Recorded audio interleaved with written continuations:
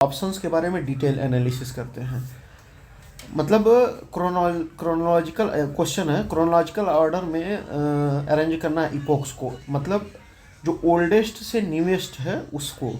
Choose the correct chronological order of given epochs, oldest one will come first. अब ये कैसे वो करते हैं? इपोक मतलब जो युग हैं, जो प्राचीन युग है वो कैसे बांटा गया। तो पहले क्या आया इसमें, इयोकीन आया, फिर मियोकीन आया, फिर प्लियोकीन आया, फिर प्लियस्टोकीन आया, फिर होलोकीन आया। ठीक।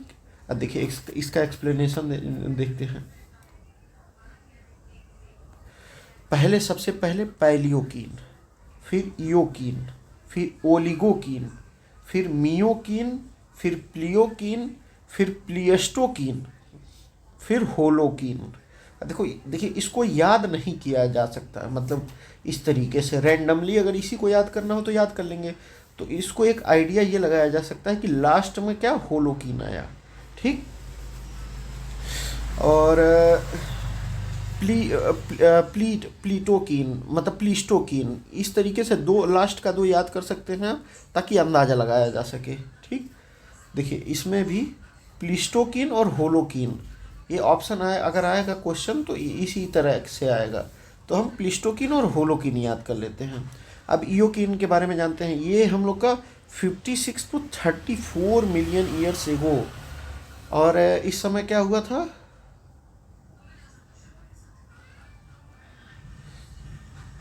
इस समय क्या हुआ था कि 56 to 34 मिलियन ईयर्स एगो क्या हुआ था, rise of mammals and early primates.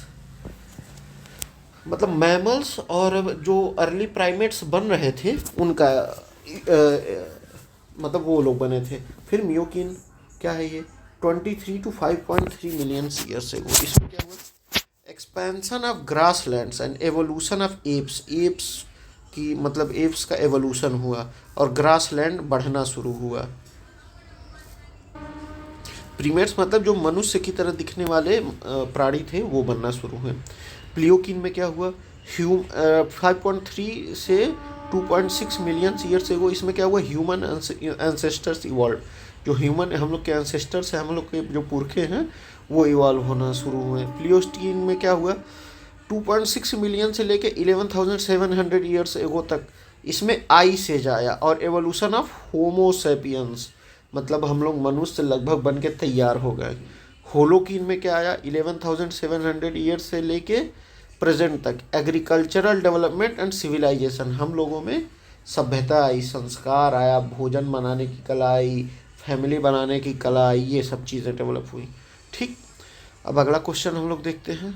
Gas absent in primitive earth's atmosphere, मतलब क्या गैस जो शुरुआत जब धरती बन रही थी तो उस समय क्या था। Which of the following gases was absent in atmosphere of the primitive earth, मतलब प्रिमिटिव अर्थ में कौन सा गैस नहीं था। मीथेन था, अमोनिया था, कार्बन डाइऑक्साइड था, लेकिन ऑक्सीजन, सिर्फ ऑक्सीजन मतलब एलिमेंट के रूप में नहीं था, मतलब प्योर ऑक्सीजन नहीं था। वो किसके साथ था, कार्बन डाइऑक्साइड के साथ था, मतलब पानी के साथ था। ठीक। तो इस तरीके से था। देखिए primitive earth atmosphere was rich in methane, किसके मतलब प्रिमिटिव कंडीशन में क्या था अर्थ के, मीथेन था, अमोनिया था, कार्बन डाइऑक्साइड था, वाटर वेपर था और नाइट्रोजन था। क्या, नाइट्रोजन। देखिए ऑक्सीजन वाज एब्सेंट। अब ऑक्सीजन क्यों एब्सेंट था, क्योंकि it was a reducing atmosphere. ठीक। और फिर आगे चल के ऑक्सीजन कैसे बना, accumulated later due to photosynthesis by cyanobacteria. अब देखिए साइनोबैक्टीरिया के फोटोसिंथेसिस की वजह से क्या बना, अपना ऑक्सीजन बना। ठीक। एक बार फिर से देख लेते हैं हम लोग। प्रिमिटिव अर्थ एटमॉस्फेयर में क्या था, मीथेन था, अपना अमोनिया था, कार्बन डाइऑक्साइड था, वाटर वेपर था और नाइट्रोजन था। ऑक्सीजन एब्सेंट था क्योंकि मतलब ये रिड्यूसिंग, इसमें ऑक्सीडेशन नहीं हो पाता था। ठीक। इस वजह से क्या था, वो रिड्यूसिंग एटमॉस्फेयर था और ऑक्सीजन एब्सेंट था वहाँ। और ऑक्सीजन कैसे बना, जब साइनोबैक्टीरिया ने क्या करना शुरू किया, फोटोसिंथेसिस करना शुरू किया। ठीक। अब एक बार इसको देख लेते हैं हम लोग। इसमें इपोक का क्रोनोलॉजिकल ऑर्डर में क्या होता, इसमें था इयोकीन, मियोकीन, प्लियोकीन, प्लेस्टोकीन, होलोकीन। लेकिन क्या असली क्या था? प्लियोकिन, इयोकिन, ओलिगोकिन, मियोकिन, प्लियोकिन, प्लिस्टोकिन और होलोकिन। हम लोग को लास्ट में प्लिस्टोकिन और होलोकिन याद रखना है, ठीक है। अब earth's magnetic field and early atmosphere, इसमें क्या हुआ? क्वेश्चन है, consider the following statement. The earth's magnetic field has reverse every 100,000 years ago, बिल्कुल सही है। When earth was created more than 4,000 million years ago there was 54% oxygen and 46 46% carbon dioxide. हम लोग जानते हैं कि ऑक्सीजन प्रेजेंट नहीं था, ठीक।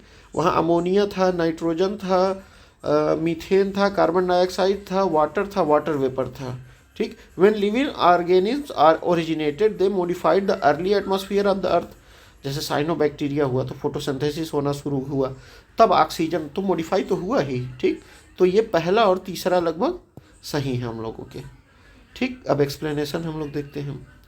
Earth magnetic field has reversed every 2 lakh to 3 lakh years, मतलब 2 लाख से 3 लाख साल बाद एक बार मैग्नेटिक फील्ड अर्थ का क्या होता है? रिवर्स होता है, ठीक। The early atmosphere had no oxygen, हाँ ऊपर बात किया था ना हम लोग, नो ऑक्सीजन, और it mainly consist methane, carbon dioxide, ammonia and water vapour, ठीक। अब देखिए, organism like cyanobacteria released oxygen transforming the atmosphere. मतलब साइनोबैक्टीरिया ने क्या किया? फोटोसिंथेसिस के थ्रू मतलब ऑक्सीजन को रिलीज करना शुरू किया, तब क्या बना? अपना एटमॉस्फेयर में ऑक्सीजन आना शुरू किया। अब emergence of life on earth कैसे? According to recent proof the life of on earth emerged approximately, मतलब अभी के रिसेंट प्रूफ में मतलब धरती पे जीवन की शुरुआत कब हुई लगभग? तो ये हुई अपनी ऐसे इतना साल पहले, लगभग, मतलब सॉरी, अरे यार, 2 करोड़ साल पहले, ठीक। अब देखिए, earth form around 4.54 billion years ago, कब से? लगभग 5 मतलब 4.54 बिलियन साल पहले जीवन की शुरुआत हुई, ठीक। Life first appeared around 3.5 to 4, मतलब अर्थ कब बना? लगभग 4.54 बिलियन ये साल पहले। और लाइफ कब अपीयर हुई लगभग धरती पे? वो 3.5 से 4 बिलियन साल पहले हुआ, ठीक। अर्लीस्ट मतलब जो सबसे पहले जो आया था, मतलब जो हम लोग के पास अभी प्रूफ है, वो क्या था? Unicellular prokaryotes. क्या? Unicellular prokaryotes, cyanobacteria. Oldest organism क्या था अर्थ का? अपना ब्लू ग्रीन एल्गी था, ठीक। अब आगे देखते हैं। ब्लू ग्रीन एल्गी, जिसको साइनोबैक्टीरिया भी कहते हैं, वो ओल्डेस्ट नॉन ऑर्गेनिज्म था। अब ये देखिए, यूनिसेलुलर प्रोकैरियोट था साइनोबैक्टीरिया, ठीक। ये क्या करते थे? फोटोसिंथेसिस परफॉर्म किए और फिर ऑक्सीजन रिलीज किए और एटमॉस्फेयर को बदल के रख दिए। और इन्होंने क्रूशियल रोल, मतलब बहुत बड़ा रोल अपनाया ताकि ओजोन लेयर क्या हो सके? बन सके। फंगी क्या हुआ? बाद में बने, और ये डिकम्पोजिशन के लिए बहुत बड़ी जिम्मेदार रहे फंगी। अमोबा क्या हुआ? अमोइबा क्या हुआ? ये मतलब सिंपल प्रोटोजोआ है लेकिन ओल्डेस्ट नहीं है। यूग्लिना क्या है? मिक्सोट्रॉफिक प्रोटिस्ट है, इवॉल्व आफ्टर साइनोबैक्टीरिया, मतलब यूग्लिना साइनोबैक्टीरिया के बाद आए। मिक्सोट्रॉफ मतलब मिक्सोट्रॉफिक प्रोटिस्ट, मतलब ये ऑटोट्रॉफिक भी हो सकते हैं, हेटरोट्रॉफिक भी हो सकते हैं, ठीक है। अब ओरिजिन ऑफ स्पीसीज बुक किसने लिखी? तो ये डार्विन ने लिखी। लमार्क ने फिजिकी ऐसे कुछ लिखा था, ठीक। Charles Darwin on the origin of species कब लिखा? 1859 में। इन्होंने क्या इंट्रोड्यूस किया? नेचुरल सिलेक्शन का थ्योरी, मतलब इन्होंने इजाद किया। कार्ल लिनोकस कौन थे? इन्होंने बायोनोमियल नोमेनक्लेचर की शुरुआत की, ठीक। कौन? लेनियोस, कार्ल लेनियोस। और जीन बैप्टिस्टे लैमार्क ये theory of inheritance of acquired traits दिए हैं, ठीक। Theory Darwin's theory of natural selection किस पे बेस्ड है? ओवर प्रोडक्शन, बिल्कुल सही। Struggle for existence and variation, बिल्कुल सही। सर्वाइवल ऑफ द फिटेस्ट, बिल्कुल सही। ओवर प्रोडक्शन कैसे, जो अभी हम लोगों ने, अब पहला पार्ट आप देखेंगे तो पता चलेगा कि ऑर्गेनिज्म मतलब अपने ऑफ स्प्रिंग मतलब ज़रूरत से ज़्यादा प्रोड्यूस करते हैं ताकि कुछ तो बच सके। अब स्ट्रगल फॉर एक्सिस्टेंट मतलब जो जितना मतलब स्ट्रगल करेगा अपने आप को बचाव करने के लिए वही क्या होगा, बचेगा। Variation natural differences in traits among individuals में भी अलग अलग गुण पाए जाते हैं। सर्वाइवल ऑफ द फिटेस्ट, इसमें क्या है, only organism with advantageous traits survive and reproduce. ठीक, अब पैलियोकिन में देख लिया जाए, मैमल्स का राइज हुआ। ईओकिन में मैमल्स में डाइवर्सिफिकेशन हुआ। ओलिगोकिन में कूलिंग क्लाइमेट हुआ। मियोकिन में क्या हुआ, एक्सपेंशन ऑफ ग्रासलैंड हुआ। प्लियोकिन में क्या हुआ, अर्ली होमोनिड्स मतलब जैसे जो हम लोग के जो मानव बनने की शुरुआत हुई। प्लिस्टोकिन में आइस एज और होमोसेपियंस क्या हुए, इवॉल्व हुए। होलोकिन क्या है, modern civilisation. Evolution of oxygen कैसे हुआ, cyanobacteria photosynthesis cause the great oxygenation event forming the ozone layer. अब सोच लीजिए छोटी सी बैक्टीरिया के कारण मतलब शुरुआत हुई किस चीज़ की, वो जो ऑक्सीजन बनने की, और ऑक्सीजन बनने से फिर क्या हुआ, ओजोन लेयर अपना बना। फिर अब डार्विन का इम्पैक्ट क्या है, इन्होंने रेवोल्यूशनाइज किया बायोलॉजी को, क्या आइडिया देके कि species change over time through natural selection के थ्रू मतलब स्पीसीज क्या है, अपने समय समय से बदलती रहती हैं। Influence modern synthetic theory integrating genetics with evolution, इन्हीं की वजह से क्या जेनेटिक्स को एवोल्यूशन में शामिल करके और चीज़ों को मतलब हम लोगों को समझने में मदद किया गया। अब आगे आते हैं हम लोग, थ्योरी ऑफ एवोल्यूशन किसने दिया, अभी ऊपर हम लोगों ने पढ़ा डार्विन ने दिया। इन्होंने क्या लिखा था, on the origin of species. ठीक, हर्बर्ट स्पेंसर ने क्या किया, known for applying evolutionary theory to sociology but did not purpose biological evolution. इन्होंने एवोल्यूशनरी थ्योरी को सोशियोलॉजी में दिया लेकिन ये बायोलॉजिकल एवोल्यूशन के हिसाब से नहीं दिया इन्होंने। अल्फ्रेड रसेल वेलेस ने क्या किया, independently conceived the theory of evolution but Darwin is more credited. इन्होंने इंडिपेंडेंटली किया तो, लेकिन डार्विन को अधिक क्रेडिट दिया जाता है। थॉमस हक्सले मतलब ये डार्विन की थ्योरी के बहुत बड़े सपोर्टर थे लेकिन इन्होंने प्रपोज नहीं किया था। Who explain first the evolution of life, evolution of life के बारे में सबसे पहले किन्होंने एक्सप्लेन किया था, लैमार्क ने। कैसे, लैमार्क ने was first to present a formal theory of evolution in 1801। 1801 में ही इन्होंने ये थ्योरी दी थी। ठीक, और इसको क्या कहा जाता था, theory of inheritance of acquired characteristics. और इनकी बुक कौन सी थी, फिलॉसफी जूलॉजिकी। कौन सी थी, फिलॉसफी जूलॉजिकी, 1809। डार्विन ने तो 1859 में लिखा था लेकिन इन्होंने 1809 में ही, 1801 में ही मतलब इस चीज़ की शुरुआत कर दी थी। अब देखिए इन्होंने क्या कहा था, elaborated on his theory that organism could pass on traits acquired during their lifetime. मतलब अपने जीवन पर्यंत जो उन्होंने अनुभव प्राप्त किए हैं या जो भी गुण प्राप्त किए हैं वो अपने अगली पीढ़ी को देंगे। अब देखिए आइजैक न्यूटन और अल्बर्ट आइंस्टीन ने किस में, फिजिक्स में कंट्रीब्यूट किया है, एवोल्यूशन में नहीं।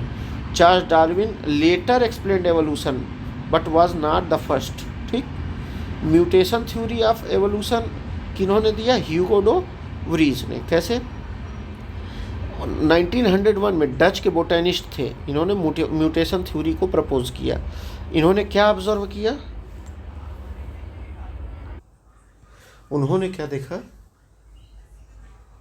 मतलब ह्यूगो डे व्रीज ने क्या देखा, सडन चेंजेस, मतलब कि अचानक से म्यूटेशन हो जा रहा है, अचानक से चीज़ें चेंज हो जा रही हैं। ठीक, suggesting that these mutation lead to evolution of new species. मतलब इन एवोल्यूशन से क्या हो रहा है, नई स्पीसीज बन रही हैं। ठीक, अदर ऑप्शन देखा जाए, Thomas Huxley supporter of Darwin थे। Charles Darwin explain evolution by natural selection से इन्होंने एक्सप्लेन किया।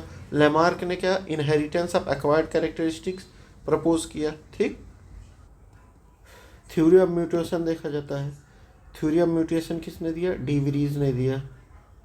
थ्योरी ऑफ एवोल्यूशन डार्विन ने। One gene one enzyme hypothesis Beadle and Tatum ने दिया। ऑपेरन कंसेप्ट जैकब और मोनोड ने दिया।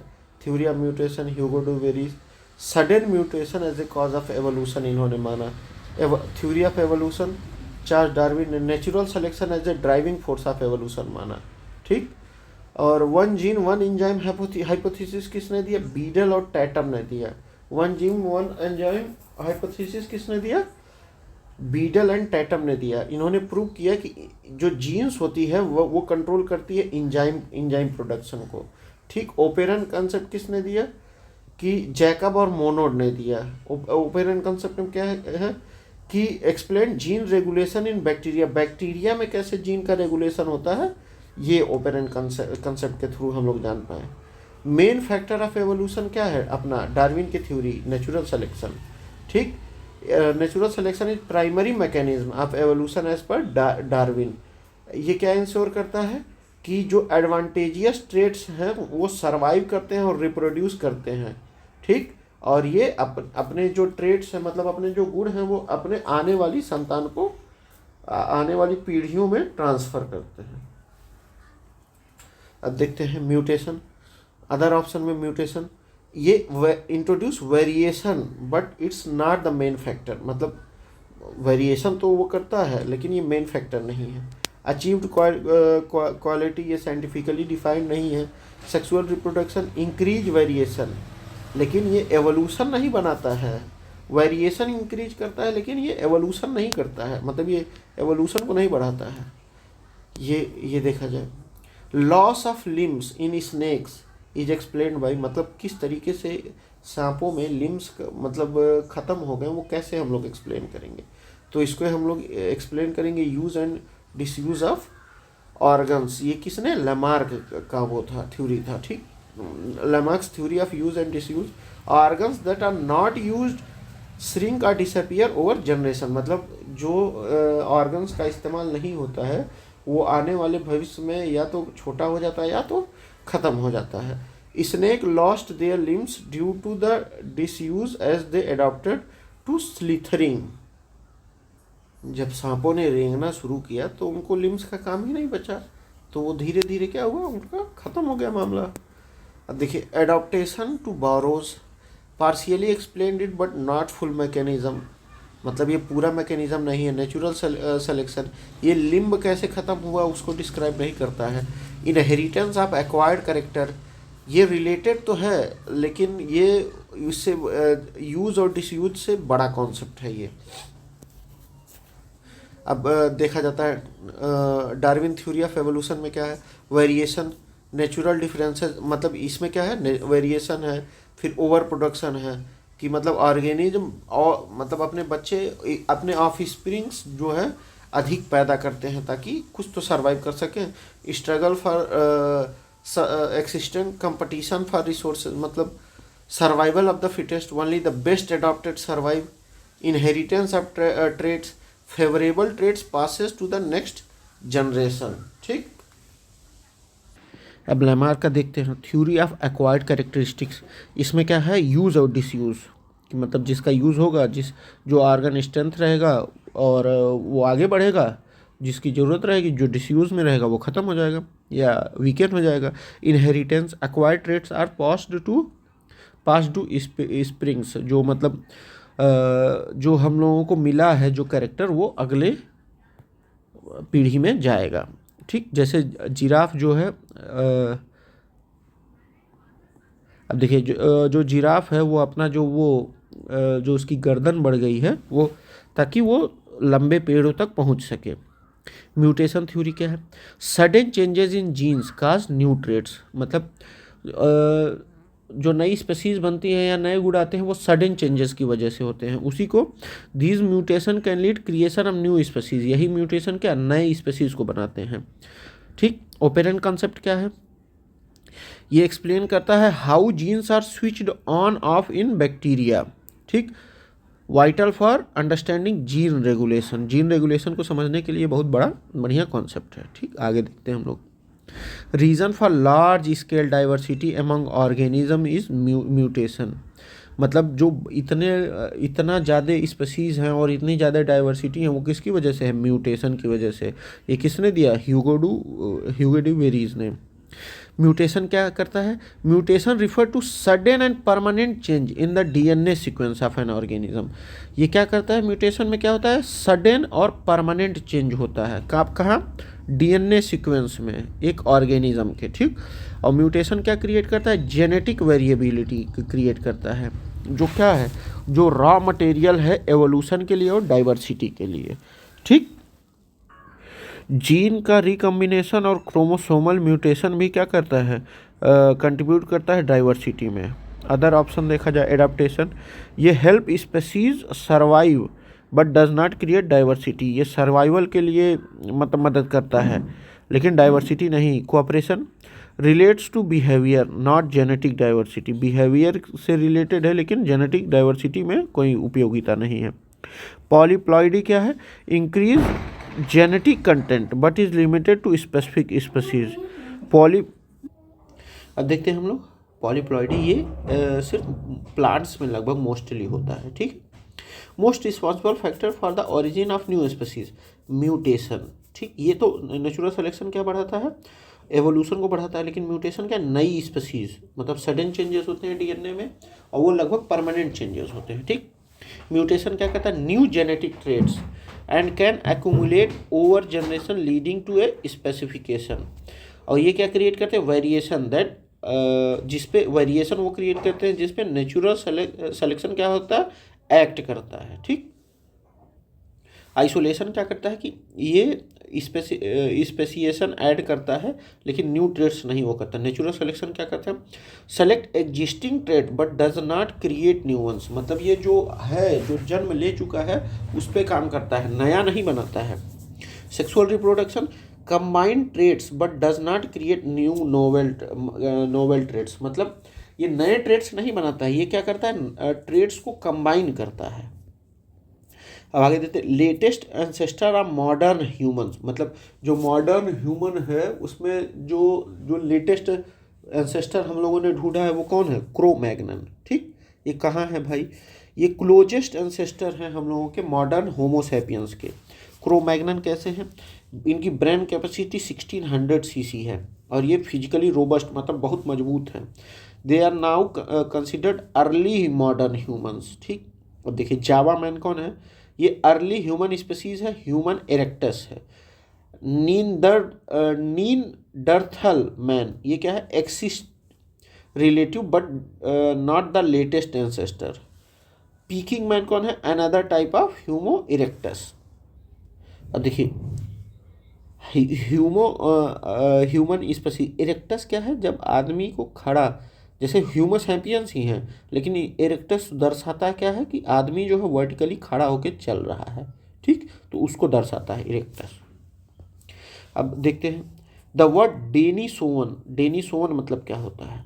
एन अर्ली ह्यूमन स्पीसीज, ठीक। डेनिसोवन क्या है? एक एक्सटिंक्ट ग्रुप था किसका? Archaic humans who lived in Asia during lower and middle palaeolithic age. मतलब ये क्या था? आर्काइक मतलब प्राचीन होता है, जो एशिया में रहे लोअर और मिडिल पैलियोथिक एज में। किसने डिस्कवर किया? डेनिसोवा केव ने। कहाँ? साइबेरिया में, 2008 में। They share genetic similarities with Neanderthals. Archaeopteryx क्या है? Most ancient bird of Jurassic age. Jurassic age का सबसे पुराना लगभग ये है, ठीक। ये transitional fossil between reptiles and birds, ये मतलब रेप्टाइल्स और बर्ड्स के बीच का माना जाता है। लगभग 150 मिलियन ईयर्स पहले जुरासिक एज में ये मतलब ये एग्जिस्ट करता था। इसके जो फीदर्स थे वो बर्ड्स की तरह थे, लेकिन टीथ और जो चोंच थी वो रेप्टाइल्स की तरह थी। Archaeopteryx is connecting link between Reptilia and Aves, ये अभी हम लोगों ने ऊपर पढ़ा, ठीक। आर्कियोपेट्रिक्स है both avian feathers wings and reptilian teeth claws and tail traits, ठीक। It is best evidence of evolutionary transition from reptiles to birds. ये रेप्टाइल्स से बर्ड्स का लेकर एवोल्यूशनरी चेंज जो हुआ उसका बहुत पुख्ता एग्जाम्पल है। मैमथ इज एंसेस्टर ऑफ, किसका एंसेस्टर है? एलिफेंट का है। जैसे woolly mammoths are closely related to modern African and Asian elephant, they shared a common ancestor around 6 million years ago. अब देखिए डायनासोर्स कौन थे? अब देखते हैं डायनासोर वेयर, मतलब डायनासोर किस समय थे? मेसोजोइक रेप्टाइल्स थे। देखिए dinosaur dominated the Mesozoic era 252 से लगभग 266 मिलियन ईयर तक। एजेस ऑफ रिप्टाइल इसको कहा जाता है। The era is divided into Triassic, Jurassic and Cretaceous period. और dinosaur were in Mesozoic era, dinosaur वही है। They went extinct by the end of Cretaceous period. Correct evolutionary sequence of living organism कैसे हुआ? पहले मतलब ये बताया गया है कि कौन सा किस तरीके से जो एवोल्यूशन चेंजेस हुए वो सबसे बढ़िया एग्जांपल क्या है। तो पहला ये मतलब ये एग्जांपल है सैलामेंडर, पाइथन और कंगारू। सैलामेंडर से पाइथन, पाइथन से कंगारू। कैसे देखा जाए? सैलामेंडर क्या था? एम्फीबियन था, मतलब पानी में भी रह सकता था, जमीन पे भी रह सकता था। कब कब अपीयर हुआ? 360 मिलियन ईयर्स एगो लगभग। पाइथन क्या था? रिप्टाइल है, ये लगभग 300 मिलियन ईयर्स एगो अपीयर हुआ। कंगारू मर्सूपियल है, तो 145 ईयर्स एगो ये मतलब अवतरित हुआ। मर्सूपियल मतलब जिसके पास थैले जैसा वो होता है, जिसमें वो अपना बच्चा कैरी करे। ठीक, अब आगे देखते हैं। ऑक्टोपस, डॉल्फिन और शार्क इनकरेक्ट सीक्वेंस है। इनके जो एवोल्यूशनरी ब्रांचेस हैं वो अलग अलग है। पेंगोलिन, टर्चवाइज और हॉक, ये इनका भी अलग अलग है। फ्रॉग, क्रैब, प्रॉन, ये डिफरेंट फाइला और एवोल्यूशनरी लाइंस के हैं। अब देखते हैं म्यूटेशन क्या है? प्राइमरी ड्राइवर है जेनेटिक डाइवर्सिटी का। ठीक, और एडाप्टेशन और स्पेसिएशन में ये लीड करता है। आर्कियोपेट्रिक्स क्या है? ये क्रिटिकल फॉसिल है कि रेप्टाइल से बर्ड्स का जैसे बना species transition between major groups. Denisovan क्या है? ये complex interbreeding among early human species के जो फॉसिल्स मिले थे उसमें। Mammoth and elephant showcase how species adopt over millions of years ago. अब हम लोग देखते हैं कीवर्ड्स, जो भी अभी तक हम लोगों ने पढ़ा है उसका कीवर्ड्स क्या है। एवोल्यूशन और डाइवर्सिटी में म्यूटेशन क्या है? म्यूटेशन एक परमानेंट चेंज है डीएनए सीक्वेंस के, और मतलब डीएनए एक ऑर्गेनिज्म के डीएनए सीक्वेंस में। ठीक, म्यूटेशन कैसे हो सकता है? ये रेडिएशन से भी हो सकता है, केमिकल से भी हो सकता है, और ईरर से भी। डीएनए रेप्लिकेशन में अगर कोई गलती हो गई उससे भी हो सकता है। ठीक है, और ये क्या है? प्राइमरी सोर्स है जेनेटिक वेरिएशन के, और ये क्या करते हैं? एवोल्यूशन और स्पेसिएशन में मदद करते हैं। जैसे colour variation in the wings of moths during the industrial revolution. जैसे जो कीट पतंगे थे उनके जो पंखों में जो था उसमें उनमें चेंजेस आए थे। कब? इंडस्ट्रियल रेवोल्यूशन के टाइम से ही अब तक चेंजेस आ चुके हैं बहुत। एडॉप्टेशन क्या है? A heritable trait that improves the organism ability to survive and reproduce in its environment. मतलब वो गुण जिसमें मतलब कोई जीव जंतु अपने आप को सर्वाइव और रिप्रोड्यूस करता है एक इन्वायरमेंट में। ठीक, और ये क्या करता है? नेचुरल सिलेक्शन की थ्योरी में, मतलब it result from natural selection acting on genetic variation. ये जेनेटिक वेरिएशन के पे डिपेंड रहता है और उसी पे एक्ट करता है। ठीक, जैसे thick fur of polar bears help them to survive in cold climates. जो पोलर बियर्स होते हैं उनके जो ऊपर चमड़ी के ऊपर, चमड़ी के नीचे भी फैट रहता है। ठीक, और उनके ऊपर जो बाल रहते हैं घने, वो भी उनको मदद करते हैं कि वो ठंडी में अपने आप को सर्वाइव करवा सके। अब नेचुरल सिलेक्शन क्या है? Propose by Charles Darwin. Charles Darwin ने इसको प्रपोज किया था, और ये क्या है? एक प्रोसेस है जहाँ ऑर्गेनिज्म अपने फेवरेबल ट्रेट्स के साथ सर्वाइव और रिप्रोड्यूस कर सके, और उसको जो है अपने अगली पीढ़ी को, and passing those traits two of spring, अपनी अगली पीढ़ी को ट्रांसफ़र कर सके। ठीक, और ये क्या करता है? ग्रेजुअल एवोल्यूशन ऑफ स्पीशीज, मतलब बहुत स्लो एवोल्यूशन के साथ आगे बढ़ता है। ठीक, एग्जाम्पल क्या है? जैसे जिराफ का जो लंबा सा नेक है, ठीक, वो इस वजह से हुआ ताकि वो लंबे पेड़ों से अपना भोजन बना सके। स्पेसिएशन क्या है? अब हम लोग देखते हैं speciation, the process by which new species evolve from existing ones. Existing जो है, एग्जिस्ट कर रहा है, उससे नई स्पेसीज इवॉल्व हो रही हैं तो उससे स्पेसिएशन कहते हैं। ऑक्वर, ये कैसे ऑक्वर होते हैं? जेनेटिक डाइवर्जेंस की वजह से होता है और रिप्रोडक्टिव आइसोलेशन की वजह से। जैसे डार्विन ने क्या किया था, डार्विन ने क्या एब्जॉर्ब किया था, गैलापैगोस जो आइसलैंड है, वहाँ जो फिंचेस मतलब जो चिड़िया रहती थी छोटी छोटी, वो क्या हुआ, वो अलग अलग स्पेसीज में तब्दील हो गई, इवॉल्व इनटू डिफरेंट स्पेसीज। किस वजह से? वेरियस फूड सोर्सेज, मतलब जब अलग अलग भोजन करने लगी तो वो क्या हो गई, मतलब वो अलग अलग स्पेसीज में बदल गई। ठीक, अब देख लीजिए मतलब क्या से क्या हो जा रहा है। जीन रिकम्बिनेशन में क्या होता है, इसमें the process where genetic material is rearranged during sexual reproduction creating genetic diversity. इसमें क्या होता है कि जहाँ जेनेटिक मटेरियल रीअरेंज होता है सेक्सुअल रिप्रोडक्शन के थ्रू, ताकि जेनेटिक डाइवर्सिटी हो सके, उसी क्या कहते हैं, जेनेटिक जीन रिकम्बिनेशन। ये कब होता है? Occurs during meiosis when chromosomes exchange segments. ये मियोसिस के प्रोसेस के ड्यूरिंग होता है, जब क्रोमोसोम्स अपने सेगमेंट्स को एक दूसरे से बदलते हैं। जो क्रोमोसोम्स जो होते हैं 46 होते हैं, यानी कि 23 पेयर्स होते हैं। तो जब अपने आप को आधा आधा बांटते हैं 23 पार्ट्स को, तो उसी को क्या कहते हैं, मियोसिस कहते हैं। ठीक। पॉलीप्लॉइडी क्या होता है? A condition in which an organism has more than 2 set of chromosomes common in plants and leads to formation of new species. ये वो कंडीशन होता है जब किसी जीव या जंतु में 2 सेट हो क्रोमोसोम्स के, और ये किस में लगभग पाए जाते हैं, पौधों में और लीड्स में पाए जाते हैं, ताकि नई स्पीसीज बनती हैं इसी से। जैसे wheat species evolve due to polyploidy. जो हम लोग का ये व्हीट मतलब गेहूं बना है, वो किस वजह से, पॉलीप्लॉइडी की ही वजह से गेहूं का इजाद हुआ।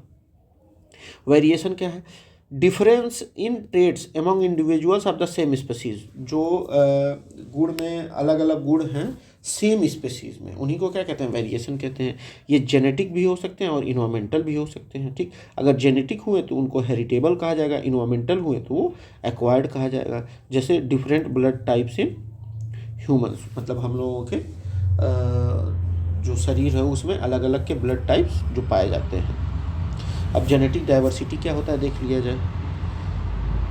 Total number of genetic traits within a population ensures a species adaptability to changing environment. मतलब जो जेनेटिक ट्रेट्स होते हैं एक पॉपुलेशन में, उन्हीं को क्या कहते हैं, जेनेटिक डाइवर्सिटी। जैसे अलग अलग गुण हैं, मतलब एक ही जीन में अलग अलग चीज़ें हैं, तो वही जेनेटिक डाइवर्सिटी हो गया। इनहेरिटेंस ऑफ एक्वायर्ड कैरेक्टरिस्टिक्स, ये क्या है? इसमें क्या है, proposed by gene Baptiste Lamarck. Lamarck ने इसको प्रपोज किया, और ये क्या सजेस्ट करता है कि ट्रेट्स जो हैं वो during an organic lifetime are passed on to the offspring. जो गुण मान लीजिए एक स्पेसी मतलब कुछ कोई भी अपने जीवन काल में अपने जीवन पर्यंत में उसको गेन किया है, वो क्या अपने अगली पीढ़ी को वो ट्रांसफ़र करता है। जैसे जिराफ का लंबा जो नेक है, ताकि वो ऊंचे पेड़ों के पत्तों को खा सके, ये वही चीज़ है। Survival of the fittest. ठीक, ये किसने ये हर्बर्ट स्पेंसर ने इसको क्वाइन किया था, और यूज़ किसके द्वारा किया गया, डार्विन ने। Refers to the idea that only organism best suited to their environment survive and reproduce. ये बताया गया कि वही मतलब ऑर्गेनिज्म बेस्ट मतलब अपने आप को बचा पाएगा जो मतलब इन्वायरमेंट में सर्वाइव और अपने आप को रिप्रोड्यूस कर पाएगा। साइंटिस्ट के बारे में देख लेते हैं, उनकी क्या थ्योरीज हैं। चार्ल्स डार्विन ने क्या दिया, theory of evolution by natural selection. ठीक, कौन सी बुक लिखी उन्होंने, on the origin of species 1859 में। लैमार्क ये क्या, theory of inheritance of acquired characters दिया। इन्होंने क्या लिखा, फिलोसफी की जूलॉजी की, कब, 1809 में। ह्यूगो डो वराइज, ठीक, इन्होंने म्यूटेशन थ्योरी दी, कब, 1901 में। ठीक, स्टडीड द इवनिंग प्रिमरोज, मतलब एक गुलाबी फूल की तरह कुछ होता है, उस पर इन्होंने रिसर्च किया। ग्रेगर मेंडल, इनको फादर ऑफ जेनेटिक्स कहा जाता है। इन्होंने क्या प्रपोज किया, propose the laws of inheritance through experiment on pea plants. जो मटर के दाने होते हैं उससे इनको फादर मतलब इन्होंने एक्सपेरिमेंट करके इनहेरिटेंस के लॉज बनाए। ठीक। न्यू डार्विनिज्म क्या है? A modern version of Darwin's theory combining natural selection with genetic. ये डार्विन थ्योरी से ही मतलब समझिए कि बेस है। इसमें क्या है कि नेचुरल सिलेक्शन को जेनेटिक से कंबाइन कर दिया गया है। ठीक। तो उसी को न्यू डार्विनिज्म कहते हैं। इसमें इंटीग्रेट क्या होता है? मेंडेलियन जेनेटिक्स, म्यूटेशन और रिकम्बिनेशन। ठीक। Genetic recombination. बीडल और टैटम ने क्या किया? One gene one enzyme hypothesis दिया। इसमें क्या इन्होंने किया? जीन और एंजाइम्स के बीच में एक रिलेशनशिप इस्टेब्लिश किया। जैकब और मोनोड ने क्या किया? इन्होंने ओपेरेंट कंसेप्ट किया जो एक्सप्लेन करता है gene regulation in bacteria. Prehistoric human ancestor कौन है? क्रो-मैग्नन। इसमें क्या है? Early modern humans from Europe. इसमें क्या था? यूरोप के early modern humans had a brain size of 1600 cc, larger than modern humans. Neanderthal क्या है? Extinct human species lived in Europe and Asia. ये यूरोप और एशिया में रहते थे। ये रिलेटेड थे क्लोजली होमोसैपियंस से, बट हैड ए स्टॉइकर बिल्ड।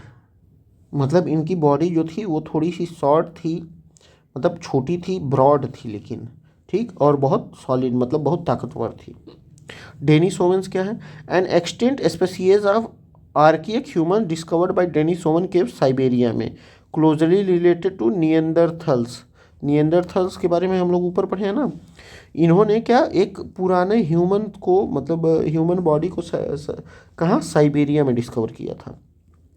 जावा और पीकिंग मैन कौन है? Belong to human erectus an extinct human ancestor. Erectus क्या होता है? मतलब ह्यूमोसेपियंस होते हैं। इरेक्टस मतलब जो खड़े होकर चलने वाले। ठीक। ये कहाँ डिस्कवर हुआ था? जावा, इंडोनेशिया और चाइना में। फॉसिल एविडेंस और ट्रांजिशनल स्पीसीज के बारे में देख लेते हैं हम लोग। फॉसिल एविडेंस देखते हैं और ट्रांजिशनल स्पीसीज। आर्कियोपेट्रिक्स ये क्या था? Fossil between reptiles and birds कब एग्जिस्ट करता था? ज्यूरासिक पीरियड में 115 मिलियन ईयर्स एगो। इसके पास पंख भी थे और टीथ और क्लॉज भी थे। मैमथ ये मॉडर्न एलिफेंट की तरह था। कब एग्जिस्ट करता था? आइस एज में एग्जिस्ट करता था। अब देखिए एज को देख लिया जाए।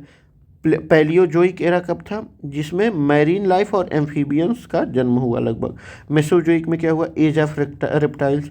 इसमें क्या अपने जुरासिक एज भी है। ठीक। डायनासोर्स भी इसमें एग्जिस्ट करते थे। ठीक। Triassic, Jurassic and Cretaceous period. Cenozoic में age of mammals leading to modern biodiversity. Pleistocene epoch में क्या हुआ? The period of ice age, early human evolution हुआ। होलोकिन में क्या हुआ? करंट इपोक, जहाँ अभी हम लोग हैं। ठीक। एवोल्यूशनरी प्रोसेस और कंसेप्ट के बारे में देखा जाए। यूज़ एंड डिसयूज़ ये लैमार्क ने दिया था। ठीक। कि जो यूज़ किया जाता है ऑर्गन वो स्ट्रांग होता जाता है, जो डिसयूज़ होता है वो अनयूज़ होता है, वो वीकन होता जाता है। जैसे स्नेक्स में लिम्स का ख़त्म हो जाना। स्पेसिएशन क्या होता है? Formation of new species through mutation, isolation and natural selection. ठीक। फॉसिलाइजेशन क्या होता है? The process when organic material turns into fossils preserving historical life forms. ठीक। उसको क्या कहते हैं? फॉसिलाइजेशन। जेनेटिक म्यूटेशन क्या होता है? Changes in DNA sequence leading to evolution. Natural extinct क्या है?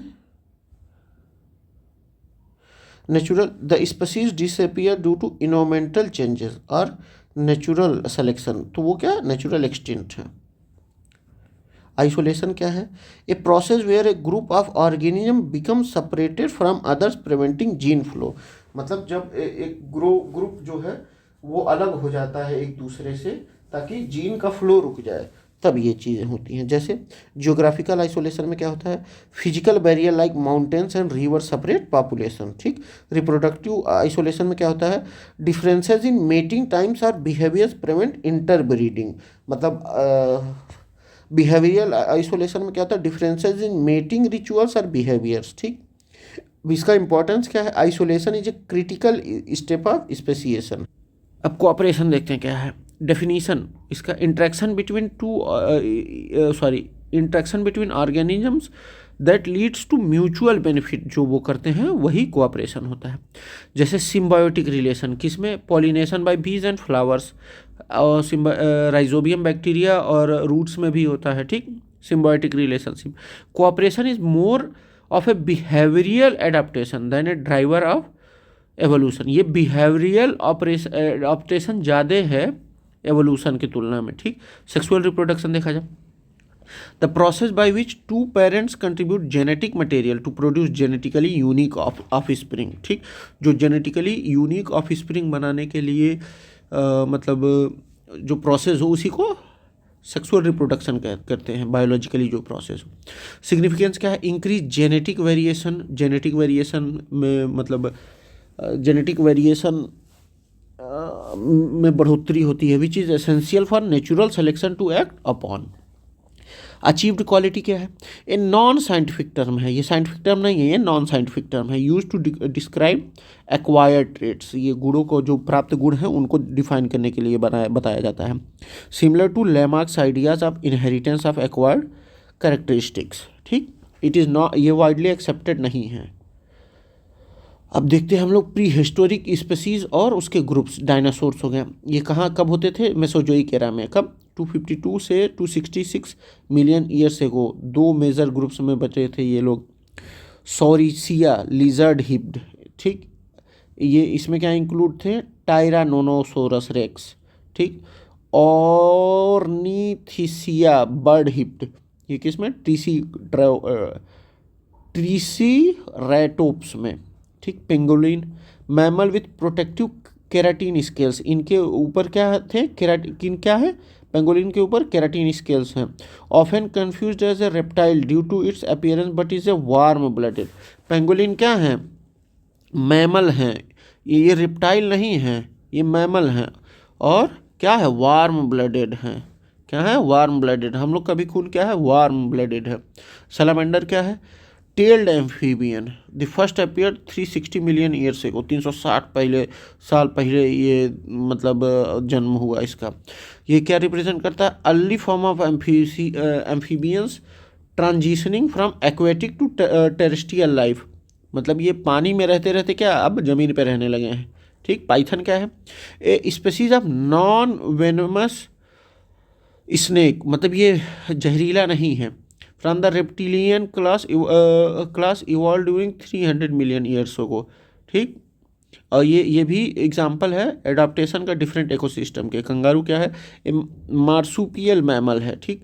कब आया ये, 145 साल पहले, 145 मिलियन ईयर्स को पहले आया, ठीक। अब देखिए ये जो मार्सुपियल मैमल होते हैं वो क्या होता है, वो एक थैली नुमा इनके शरीर में रहता है, उसमें अपने बच्चे को कैरी करते हैं ये, ठीक। It's for its pouch use to carry of spring.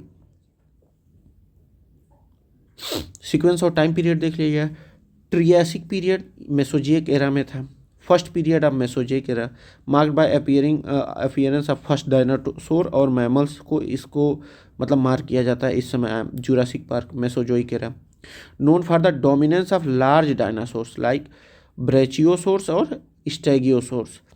आर्चियोपेट्रिक्स live during this period, इसी पीरियड में क्या अपना आर्चियोपेट्रिक्स मतलब के प्रमाण मिलते हैं। क्रेटाकियस पीरियड मेसोजोइक पीरियड है, ये लास्ट पीरियड है मेसोजोइक एरा का, ठीक। ये मास एक्सटेंशन ऑफ डायनासोर, मतलब ये मतलब विलुप्त हो गए डायनासोर इसके बाद। पैलियोलिथिक एरा, इसको क्या ओल्ड स्टोन एज कहा जाता है, ठीक। Period where early human used stone tools began hunting and gathering, इसी मतलब इसी एरा में क्या हुआ, अपने जो हम लोग के एंसेस्टर थे ह्यूमन के, वो स्टोन्स का इस्तेमाल करना शुरू किए थे, ठीक। अब आगे हम लोग देखते हैं लोअर पैलियोलिथिक और middle Palaeolithic, the time frame during Denisovans और नेंडरथैल्स लिव्ड, मतलब इस समय क्या था, अपने डेनिसोवंस और नेंडरथैल्स मतलब जो थोड़े शॉर्ट होते थे, ब्रॉड होते थे और स्ट्रांग होते थे, एशिया और यूरोप में पाए जाते थे, वो इनका ईरा माना जाता था, ठीक। और इन्होंने एडवांस टूल्स का इस्तेमाल किया ताकि और फायर को कंट्रोल किया। अब मास एक्सटेंशन इवेंट्स कब कब हुए, large scale dies of species due to environmental catastrophe, ठीक, मतलब इन्वायरमेंटल चेंजेस की वजह से बहुत स्पीसीज ख़त्म हो गई, जैसे अपने डायनासोर्स ख़त्म हो गए कब, क्रेटाकोरियस पीरियड में। ठीक, meso survival of lineage, not all species go extinct, some involve into new forms, जैसे birds are considered modern descendants of dinosaurs, birds को क्या कहा जाता है, ये डायनासोर्स से ही बदल के आए हैं। कॉन्सेप्ट क्या है, operon model, concept of genetics and evolution क्या है, ओपेरन मॉडल क्या है, ये डिस्क्राइब करता है कैसे gene are regulated in prokaryotes, मतलब कैसे बैक्टीरिया में जीन्स को रेगुलेट किया जाता है। ये किसने दिया, जैकब और मोनोड ने दिया। Lac operon control lactose digestion in E coli, जैसे लैक ओपेरन क्या करता है, लैक्टोज का डाइजेशन मतलब कंट्रोल करता है किसमें, ई कोली बैक्टीरिया में। ठीक, one gene one enzyme hypothesis किसने दिया, बीडल एंड टैटम ने। ये क्या सजेस्ट करते हैं, each gene codes for a specific enzyme, मतलब हर स्पेसिफिक इंजाइम के लिए एक जीन कोड को मतलब इन्होंने स्पेसिफाई किया है। इसको क्या कहा जाता है, foundation of molecular genetics. Polygenic inheritance क्या है, traits controlled by multiple genes rather than a single gene, मतलब कई जीन्स मिलके उस गुण को मतलब इनहेरिटेट करते हैं या मतलब बनाते हैं, तो उसी को क्या कहते हैं, पॉलीजेनिक इनहेरिटेंस। जैसे human skin colour and height, जो हम लोग की हाइट बढ़ी हुई है और जो हम लोग की स्किन का कलर है वो क्या है, पॉलीजेनिक इनहेरिटेंस है। एवोल्यूशनरी ट्रेंड्स, एडाप्टिव रेडिएशन, इसमें क्या होता है, rapid evolution of many species from a common ancestor. ठीक, जैसे Darwin finches evolving a different species on Galapagos island, उन्होंने बताया कि जैसे जो पक्षियाँ रहते थे गालगेपोस आइसलैंड पे, वो अपने आप को अलग अलग भोजन करके अपने आप को इवॉल्व कर लिए। कॉन्वर्जेंट एवोल्यूशन, ये क्या है, unrelated species develop similar traits due to similar environmental pressure, जैसे अलग अलग प्रजाति के भी लोग एक इन्वायरमेंट में रह के सेम ट्रेट्स डेवलप कर लें तो उसी को कन्वर्जेंट एवोल्यूशन कहते हैं। डाइवर्जेंट एवोल्यूशन क्या होता है, related species evolve different traits due to adaptation of different, मतलब लगभग एक दूसरे से जो मतलब रिलेटेड स्पीसीज हैं वो अलग अलग गुण अपना लेते हैं जब वो अलग अलग इन्वायरमेंट में रहते हैं, तो उसी को क्या कहते हैं, डाइवर्जेंट एवोल्यूशन। जैसे whales and walls share a common ancestors but evolve differently, मतलब जो वेल्स हैं जो पानी में रहती हैं, जो वॉल्स हैं जो ज़मीन पे रहते हैं, वो सेम एंसेस्टर कॉमन एंसेस्टर है उनके, लेकिन वो अलग अलग इन्वायरमेंट के रहने की वजह से क्या होता है, मतलब अलग अलग कैरेक्टर डेवलप हो गया। तो चलिए बस यहीं तक था। ठीक, थैंक यू, बाय बाय।